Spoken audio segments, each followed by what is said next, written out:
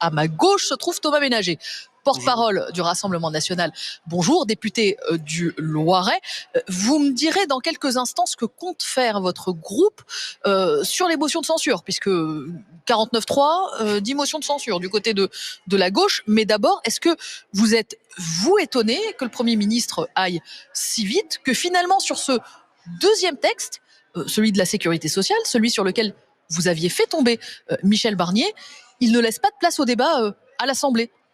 Étonné, je ne sais pas, mais je le regrette parce qu'on a eu un débat en commission. On aurait dû normalement, comme ça a été le cas au moins pour le projet de loi de finances au Sénat, à l'Assemblée, de pouvoir débattre du projet de loi de financement de la sécurité sociale.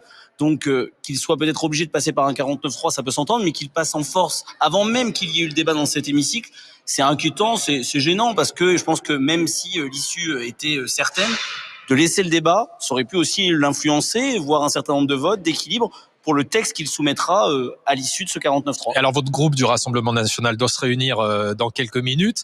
Mais déjà, par exemple, Jean-Philippe Tanguy a donné son sentiment personnel. Lui, il a dit qu'il était favorable à la censure. Vous, en attendant la décision qui sera prise par Jordan Bardella et Marine Le Pen, vous pensez qu'il faut censurer le gouvernement Bayrou ou pas? Moi, vous savez, je suis porte-parole du groupe Rassemblement national, donc je représente tous mes collègues et donc je porterai bien entendu la décision qui sera décidée dans quelques minutes. Quelles sont vos lignes rouges? Aujourd'hui, vous savez, la censure, c'est quelque chose qui est sérieux. On peut pas décider comme ça sur un coin de table ou dire comme la gauche et l'extrême gauche, on censure tout, on bloque le pays, on veut l'instabilité. Nous, on cherche bien entendu à essayer d'avoir une situation politique stable et en même temps à protéger les Français. Donc on va regarder ligne par ligne dans la réunion qui va avoir lieu là dans quelques minutes à 15h. Qu'est-ce qui vous pose encore problème dans le budget que vous voyez aujourd'hui? Mais globalement, ce budget, il est pas bon. Il est mauvais, il est néfaste pour les Français. Il y a qu'1 euro d'économie pour 9 euros d'impôts et de taxes supplémentaires. Donc ce ne sont pas les équipes qu'on l'on souhaitait pour les Français.